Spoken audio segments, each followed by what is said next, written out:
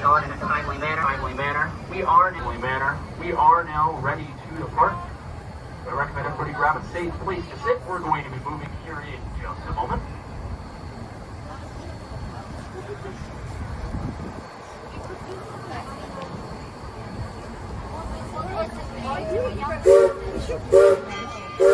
And with those three blasts on the whistle, we are now departing. Hold on to someone or something as we begin moving. You're probably going to feel a small jerk. No, we're not talking about our engineer, Willie. He's actually a pretty nice guy. Now, he's saying three blasts on the whistle, one on the whistle. That locomotive is going backwards. Most of you that are wondering why we're going backwards, actually pretty simple. Your engineer is actually shown out that we have no room for a turntable or rolling around each of the locomotive. Therefore, on our return to Double Station, locomotive number 40 will be operating in reverse. Now, the railroad that we're riding on today is a reconstructed portion of the Georgetown CO Railway, also known as the CO. The first railroad in this area was the Colorado Central Railroad, which began construction in Denver in 1869. The Colorado Central followed the banks of Clear Creek through the towns of Arvada, Golden, and Idaho Springs, to finally reach Georgetown in 1877. Now from there, the GP&L was formed to make a connection with some of here to the town of Silver Plume and then tunnel beneath the Continental Divide along to the Orange Town of Pleasantville. However, after the completion of Georgetown Loop in 1884, a separate railroad known as the Denver South Park Pacific had used the GP&L to Breckenridge and Pleasantville from a different direction. Therefore, the track that had gone west of Silver Plume was torn up, and then the GP&L was absorbed into the much larger Colorado Central. But later on, in 1899, the successors of the Colorado Central and the Denver South Park Pacific consolidated into the Colorado and Southern Railway. And that was the name that this line would carry until it was abandoned in 1939. Now, though only a sub-end branch line from Denver, this railroad was extremely profitable in its early days, bringing miners, settlers, and supplies from the mining towns of the region, taking all of the rich gold and silver ore back to Golden and Denver to be processed. That profitable business continued until 1893, when the Sherman Silver Purchase Act was repealed. The price of silver had then dropped so low that mining for it was no longer profitable. The miners therefore up and left the mine. The railroad was left floundering, wondering what to do in order to stay in business. Now, as the railroad wondered how to keep the cash flowing, the fame of the Georgetown Loop had spread around the world as a scenic and engineering marvel of the 19th century. The railroad was able to capitalize on that fame and began running tourist passenger trains up the canyon. It was very fashionable in the 1890s to hop aboard a train in Denver, ride that train all the way up over the Georgetown Loop, have a picnic in Silver Plume, and then get back on the train to back to Denver in time for the summer. That business was so popular, in fact, that as many as 7 passenger trains a day before the Denver Scenic Station bound for Silver Plume.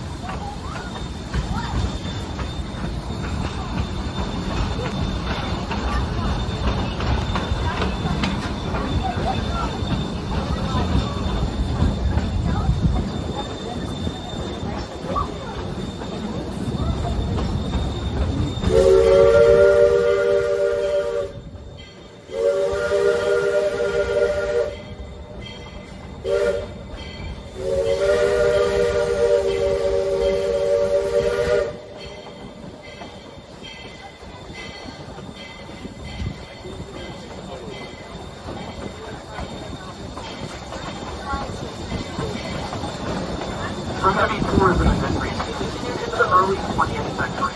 However, in the 1920s, Americans began falling in love with the automobile. And soon enough, people much preferred that mode of transportation over trains.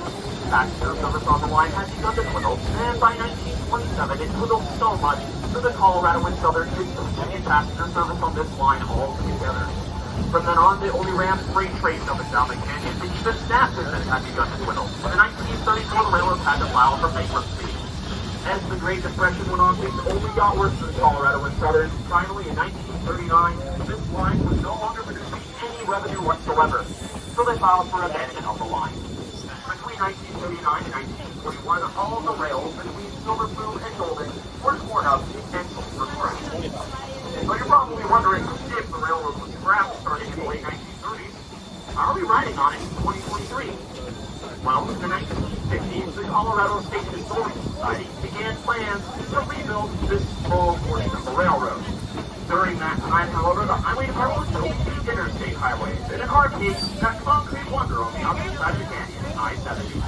The original plan was to have I-70 straight up the valley floor, but would have destroyed all of the railroad and have to offer, as the interstate has already done all the community needs for years. However, in our case, we were lucky because the Historical Society was especially committed to the Highway Department to locate Interstate 70 on the north side of the canyon where you see it today.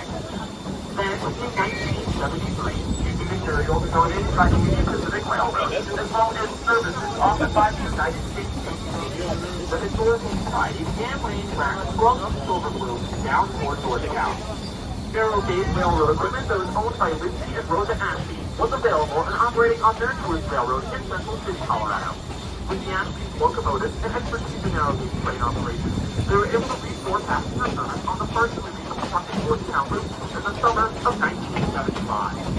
Then, after a decade of construction and acquiring a $1 billion grant from the Becker Foundation, the Historical Society completed the reconstructed double-gauge highway on August 1st, Colorado Day, 1984, just after the railroad's 100th anniversary. The Georgetown Railroad has been in operation every year ever since. We're now waiting for a warning signal from our locomotive. This means the fuel is entering around what is known as the high curve. Have that warning signal. Now, the high curve is running on the speeding portion of the entire railroad. As we go around the curve, she was off to the left-hand side of the train, you'll get a glimpse of our locomotive number 40, as she navigates our train around the tightest curve on our railroad. However, if you wait just a moment and you look off to the right-hand side of the train, as soon as we clear the street, you'll get a view down the canyon to the Devil's Gate High Bridge and the town of Georgetown beyond.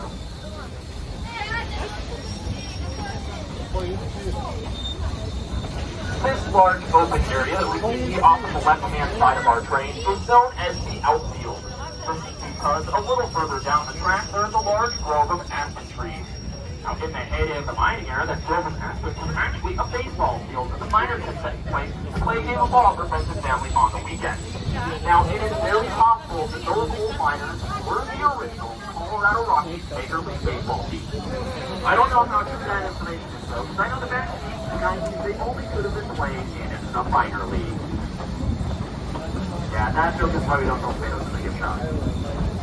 Now, our railroad, like the original GB&L, is narrow gauge. The rails are only 3 feet apart. Most railroads in the United States, like Union Pacific, BNSF, use standard gauge, so the rails are 50 feet and a half apart. This 3-foot narrow gauge that we're on is far superior to mountain railroading and allows for sharp turns and steep grades like the ones we're on now. Speaking of steep grades, we are now entering the steepest section of the line. Now, what is known as the ladder track has a descending 4% grade. This means for every 100 feet we travel, we drop 4 feet elevation. That probably doesn't seem very steep to you. However, keep in mind that when we're stretched out on this grade, the locomotive is 16 feet lower than the car at the opposite end of the train. Now, as we descend down the ladder track here, we've entered a field of giant boulders. Now, when the railroad was being built, there was no heavy machinery to move these boulders out of the way. The rocks, therefore, had to be hand-drilled and packed full of black powder charges and then blasted in pieces that were small enough to be moved by either hand or by horse. Now, who do you suppose had the honor of lighting the fuse and then running away? Of course, only the most agile of us. Children. Children between the ages of 7 and 14 were employed by the railroad and known as powder monkeys. Powder monkeys were paid a wage of between 50 and 75 cents a day. And their natural speed and agility gave them the ability to light the fuse and then run away before a sea of granite came raining down upon them. So kids, you better remember that there are far worse things between these heads. We're now going to cross Clear Creek for the first of 4 times on a descent from Silver Plume. Now, as we cross the bridge here, you might get a good view of some of Clear Creek's waterfalls off to the left-hand side.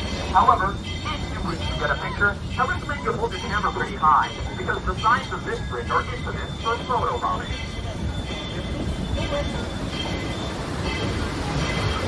Now, after we cross the bridge here, and for each cut to the side of the mountain, as we go through this cut, I'd like you to notice the stone remains on either side of the train. These walls have been standing for over 130 years.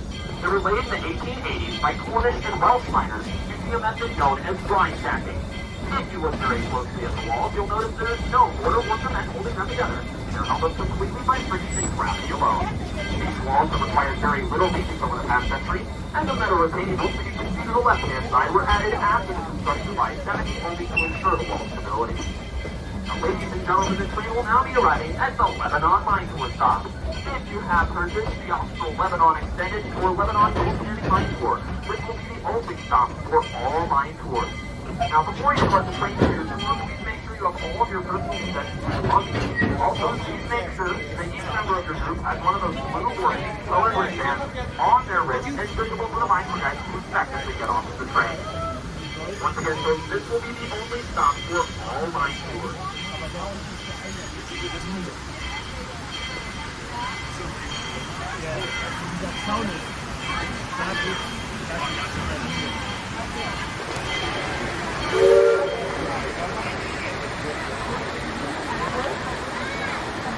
Alrighty, ladies and gentlemen, the train is already folks, we are now ready to depart.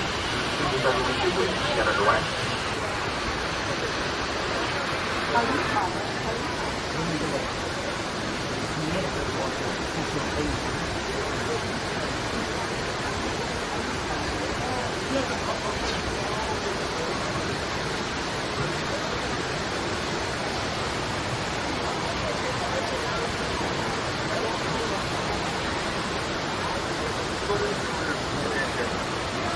Right here. Yeah, you can.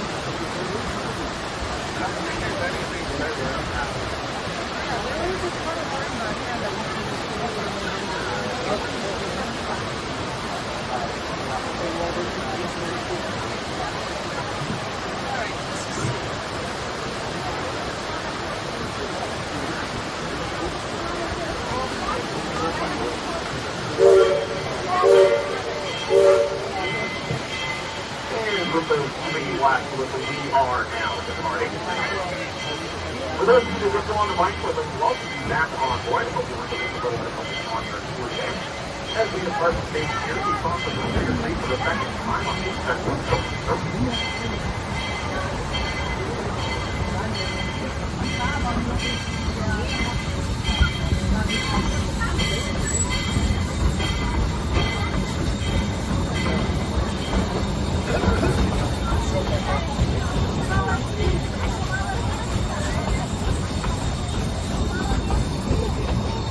We are now waiting to hear a warning signal from our locomotive. It means that we will be entering a site known as the Ball Tunnel. It also means that we will once again be passing that other train. Once again, folks, we're going to pass that train on the right-hand side. Be a good photo opportunity to get pictures of the other train. However, please don't lean outside the sides of the train to get your photos. Don't try and grab at the other train. And do not try to high-five the other train passengers. As I was saying, this location is past the train is known as the Hall Tunnel. Now, we are not going through the Hall Tunnel, rather we go through it. See, the Hall Tunnel began construction in 1886 to be a transportation tunnel through Leavenworth Mountain onto the right-hand side of the train, so that the silver ore from the mines on the south side of that mountain could be transported through that tunnel and then loaded here onto the train. Now, as they were digging the tunnel, they unfortunately had the worst stroke of luck. They ran into the richest vein of silver ever discovered in Clear Creek Canyon. That silver caused them to lose interest in digging the tunnel and to start mining instead. So as we go to the site here, if you look off to the right-hand side of the train, you'll notice we are passing by other trains. However, if you look closely, you'll notice that their train is parked on top of a stone-lined trench. That trench is the entrance to the Hall Tunnel. Although it's unclear how much silver the Hall Tunnel produced over its lifespan, it had to have been extremely profitable. The mine outlasted the repeal of the Sherman Silver Purchase Act, it outlasted World War I, outlasted the Great Depression, and even outlasted the abandonment of the railroad. The Hall Tunnel finally shut its doors for good in March of 1942.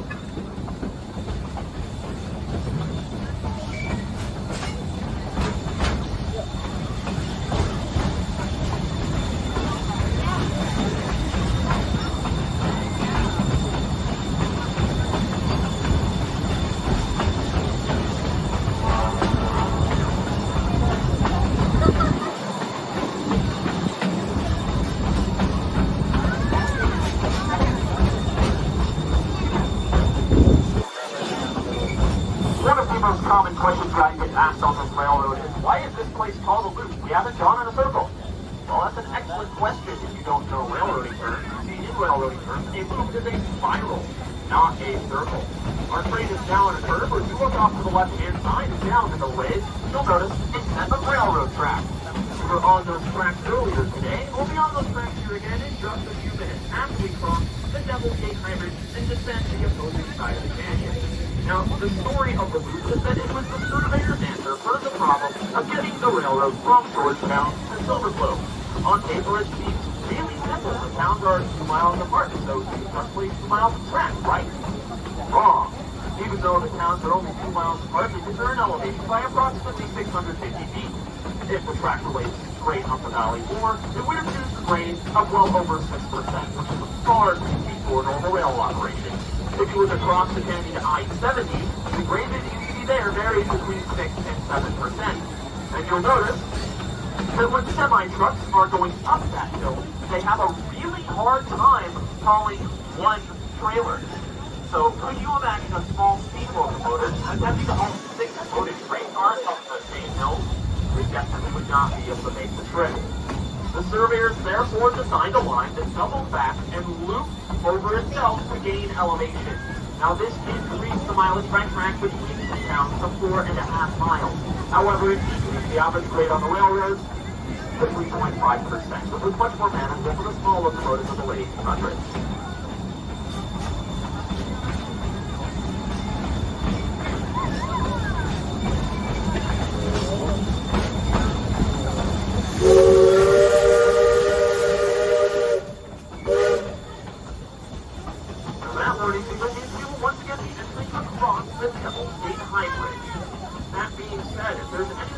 The train that has a fear of heights and is nervous about crossing the high bridge again, I might actually have a solution for you. I want you to look down onto the floor of the rail car you're sitting in. Somewhere on the floor, you're bound to find a small pebble. Now, if you're close enough to this pebble, I want you to reach down, pick it up, and roll it between your fingers. And just when you roll this pebble between your fingers, I can guarantee you that you will feel a little bolder. Yeah, just like the train downhill from here. In all seriousness, though, if you do have a fear of the bridge, I promise you, you'll get over it. Now, when this bridge was being built in the fall of 1883, it actually took them 3 separate attempts to build it. The first time the bridge was completed in September of 1883, the chief engineer discovered to his horror that his loaders built the entire bridge backwards. How do you build a bridge backwards, you ask? Well, if you see this bridge on the 19.5 degree curve, although it might look level, it flies on a grade of 50%. The side you just entered on is 6 feet higher than the side of the bridge. It turns out that when they first built the bridge, they put the high end of the bridge on the low side of the canyon, and vice versa. So the entire bridge had to be dismantled and reconstructed. The second time they completed the bridge in November of 1883, large sections were condemned by the inspectors for hasty and improper riveting. So once again, the bridge had to be disassembled and rebuilt. As the old saying goes, third time's the charm. The third time they built the bridge, they finally got it right. The first train was able to row across it in late April of 1883. Now, the men that built that original bridge don't like going down in history in this manner. However, I certainly like remembering them as historical proof that men do not follow directions. The locomotive pulling our train today is the Georgetown CO Railroad, number 40. The 40th people that locomotive in our fleet turned 103 on the rail cars are all right. It's for what narrow gauge freight cars. These cars came from a hodgepodge of railroads, including the Denver and Western, the West Side Lumber Company in California, the White Patch Yukon Route of Alaska, and even the Colorado and Southern Railway right here in this very canyon. Now here in just a moment, we're going to hear a nationally recognized railroad signal. This will signify a railroad crossing and consists of 2 long, 1 short, and another long flash of the whistle. Now for those of you who know Morse code, you recognize that as the letter Q. You're probably wondering, what does the letter Q have to do with railroading? The answer to that is not a darn thing. The signal dates back to Victorian England. Ancients had Queen Victoria on board, which signaled letter Q to other vessels, let them know that they had the Queen, and therefore had the right of way. We adopted the signal railroad in the United States, not to indicate any more monarchy, but to show that trains always carry the right of way. So, if you're ever waiting at a rail crossing and you hear two long, one short, and another long blast of a horn or a whistle, you're probably going to want to stop, look, and listen. That train is not going to be stopping for you.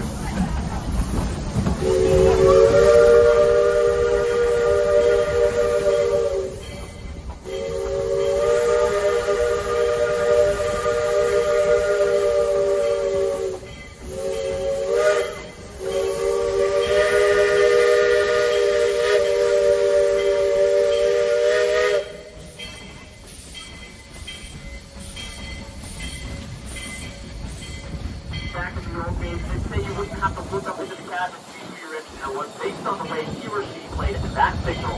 Each engineer plays it just a little bit differently as a sort of signature. I can tell you that with that trill at the end, our engineer today is Willie.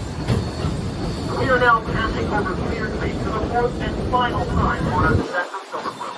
We've come just over a mile as the crow flies from Silver Plume. However, we use these 3 miles of track to get here. By the time we arrive back at Devil's Gate, we will have dropped exactly 563 feet elevation from Silver Plume.